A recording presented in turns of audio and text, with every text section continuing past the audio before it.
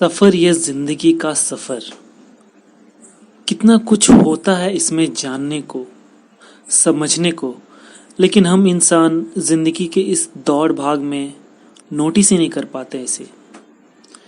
ऐसा कहा जाता है सबसे मुश्किल होता है उसे समझना जो हमारे पास होता है, और ये बिल्कुल ही सही बात है। Hello everyone, this is your friend Bhaskar है with a new story tell.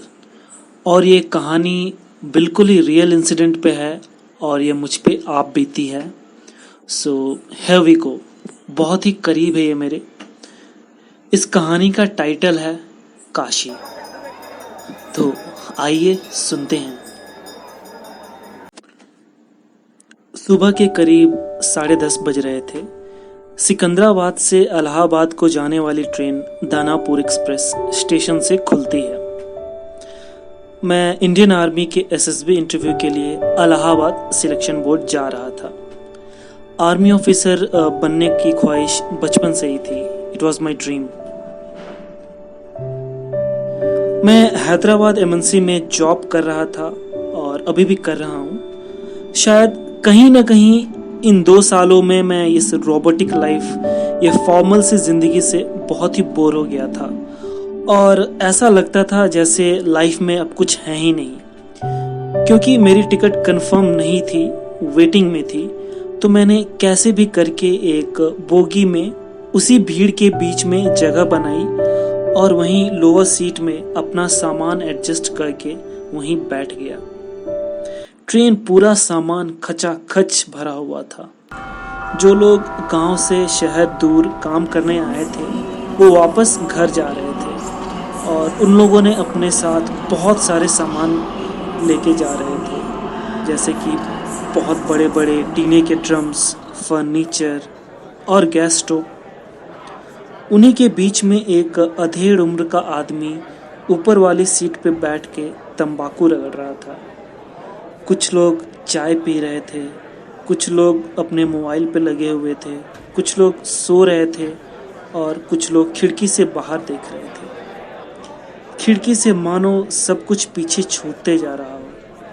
वो पीछे छूटती हुई मैदान, इलेक्ट्रिक पोल्स पीछे जाते हुए और धीरे धीरे ट्रेन जैसे हैदराबाद को छोड़ रही थी, मैं इस शहर के और करीब होता जा रहा था। हम इंसान शायद ऐसे ही होते हैं। हम उस चीज की कीमत तब तक नहीं समझ पाते जब तक वो हमसे दूर ना हो जाए। मेरे जस्ट बगल में एक लड़का बैठा था। लखनऊ से था वो। उसके एसेंट से पता चल गया। लखनऊ के लोग बहुत ही बेबाक, बातूनी और फ्रेंडली होते हैं। मैं एक बहुत ही इंट्रोवर्ट इंसान हूँ। मुझे खुद में ही रहना अच्छा लगता है। मैं मौका ढूंढ रहा था कि कब ये भाई साहब की बात खत्म हो और मैं अपना ईयरफोन लगाऊं, पर बात करते करते हम लोगों ने एक दूसरे के बारे में बहुत कुछ जाना और कुछ लखनऊ के बारे में बातें की। इसी के बीच मेरा लंच आया जो मैंने ऑर्डर किया हुआ था। मैंने उसे खाया और एक ठंडे पानी की बोतल ली और थोड़ा सुकून मिला इस भीड़ में। अब मुझे वो ऑफिस की एसी, वो फ्लैट का प्राइवेसी और शहर की सिस्टमैटिक और सोफिस्टिकेटेड लाइफस्टाइल की आदत लग गई थी। ऐसा लग रहा था कि मानो कहाँ फंस गया मैं।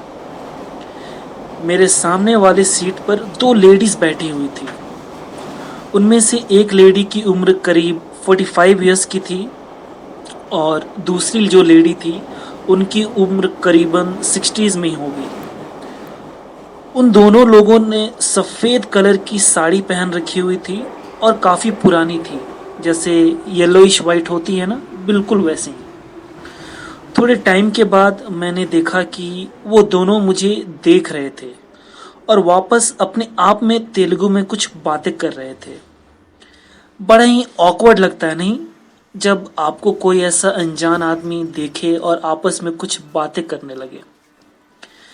मैं उन्हें इग्नोर किया और फिर अपना ईयरफोन लगाया और अपने लैपटॉप बैग को अपने लैप पर एडजस्ट करके बड़े ही आराम से वीडियोस देखना स्टार्ट कर दिया।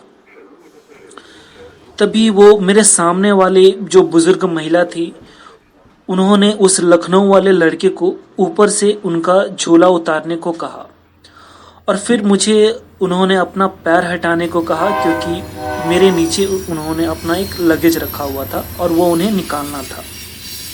मैं बहुत ही रिलैक्स होकर बैठा हुआ था और ऐसे कोई डिस्टर्ब करे बहुत ही इरिटेशन होता है, नहीं? मैंने अपने मन में कहा, ट्रेन में मानो सारा घर का सामान ही लेकर के आ जाते हैं लोग।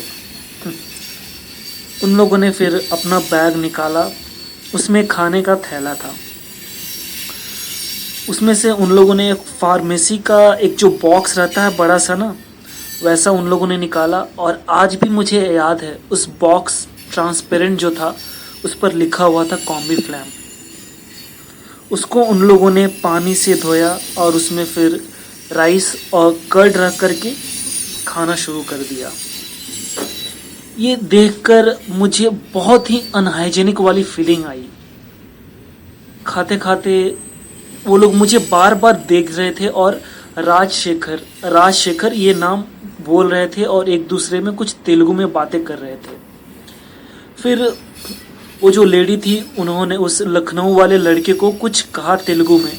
उसे तेलुगु भी आती थी क्योंकि वो हैदराबाद में काफ़ी अरसे से रह रहा था। उसमें से एक जो लेडी थी, उन्होंने मुझे खाने को कहा पर मैंने मना कर दिया। कैसे कैसे करके भी पूरा दिन पार हुआ, रात पार हुआ। फिर अगले दिन इलाहाबाद आने को 1 घंटा था। बहुत ही अच्छा लग रहा था, चलो फाइनली अब इलाहाबाद आने वाला है। फिर मैंने अपने सारे लगेज को एक तरफ इकट्ठा करने लगा। मैंने फिर अपने चप्पल को वापस बैग में रख दिया और मैं झुककर अपने शूज़ को पहन रहा था। फिर मैंने देखा कि वो जो 2 लेडीज़ थी वो बार बार मुझे देख रही थी। उनकी आंखों में कुछ था, शायद वो कुछ कहना चाह रही थी। मैं उन्हें इग्नोर कर रहा था, लेकिन मेरे अंदर एक बेचैनी थी, एक तूफान सा था। मुझे जानना था कि क्या बात है, ये कुछ कहना चाहते हैं शायद। फिर मैं ऐसे ही ट्रेन में टहल रहा था। टहलते टहलते मैं वॉशरूम की ओर गया। वापस वॉशरूम से आते टाइम मैंने उस लखनऊ वाले लड़के को गेट पर खड़ा हुआ देखा। मैं उसके पास गया और मैंने उसे पूछा कि वो जो 2 लेडीज़ हैं, वो मैंने सुना आप दोनों बात कर रहे थे, क्या वो बोल रही थी? मैं सुन रहा था कि वो मुझे देख करके बार बार राजशेखर बोल रही थी। क्या था वो? मैं जानना चाहता हूँ। वो बड़ा ही गंभीर उसने कहा कि ये जो दोनों लेडीज हैं, ये हमेशा के लिए काशी जा रही हैं, आंध्र प्रदेश से वृद्ध आश्रम जा रही हैं, ये मोक्ष के लिए। अब उनका इस दुनिया में कोई नहीं है और वो अपना सारा सामान लेकर हमेशा के लिए काशी जा रही हैं। और वो जो राजशेखर जो आपको बोल रही थी, वो तेलुगु में एक सीरियल आता है नंदिनी, उसमें एक कैरेक्टर है राजशेखर।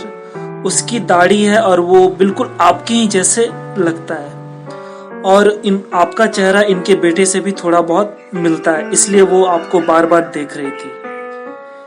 ये कहकर वो वहां से वापस चला गया।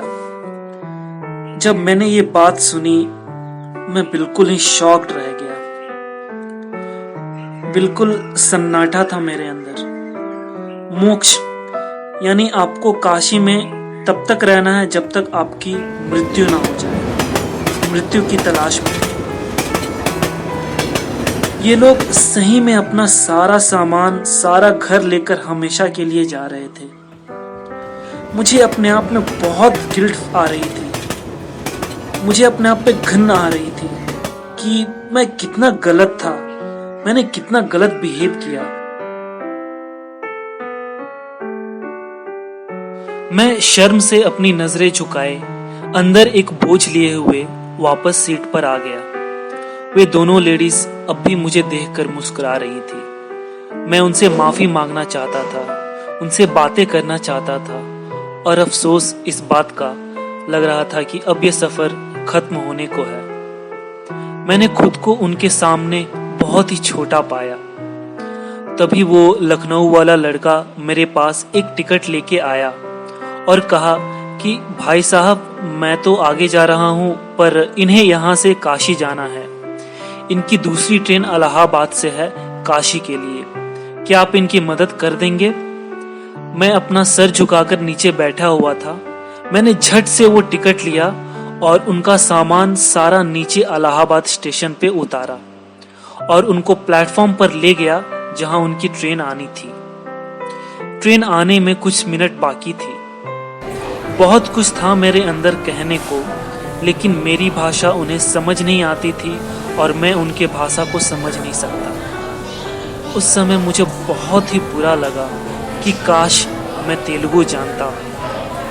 ट्रेन आ गई।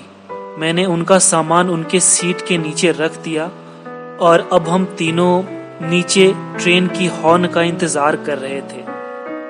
तभी ट्रेन की हॉर्न बजी और जो बूढ़ी अम्मा थी उन्होंने अपना हाथ बड़े ही प्यार से मेरे चेहरे पर फेरा। उनके हाथ कांप रहे थे। जो दूसरी लेडीज थी उन्होंने कस के मेरी कलाई पकड़ ली, मानो उस पल मैं उनका बेटा था। उस समय उनकी आंखों में आंसू थे और मैं भी अपने आप को रोक नहीं पाया। मैंने उन दोनों के पैर छुए और प्रणाम किया और फिर ट्रेन खुली और वो लोग चले गए। अगले दिन मैं वहीं उसी प्लेटफॉर्म पे खड़ा था, वापस हैदराबाद आने के लिए। मेरा सिलेक्शन नहीं हुआ, पर इंटरव्यू में रिजेक्ट होने का गम मुझे बिल्कुल भी नहीं था। अब भी मेरा सामने वे दोनों का चेहरा, वे आंखें, वो सफेद साड़ी बार बार घूम रही थी। तभी मेरे घर से मेरे मम्मी का कॉल आया। मेरे मम्मी ने पूछा, क्या हुआ बेटा, सफल हुए? मैंने हंसकर कहा, माँ, इंटरव्यू में तो सिलेक्शन नहीं हुआ, लेकिन मैं सफल जरूर हो गया। वापस जब हैदराबाद में आया तो मैंने इस इंसिडेंट से 2 सबक सीखे। पहला, कि हमारी लाइफ बहुत ही कीमती है। We should respect what we have in our life. हमें अपने जिंदगी की कद्र करना चाहिए। और दूसरी बात, हमें कभी भी किसी भी पर्सन को अपने पर्सपेक्टिव से कभी जज नहीं करना चाहिए। We should respect others life. और फिर बहुत ही आसान हो गया जीना मेरे लिए। So this was a story. Hope everyone liked it. Or this story is dedicated to all the mothers. So wish you all a very happy Mother's Day. Thank you. Take care. Stay home. Be safe.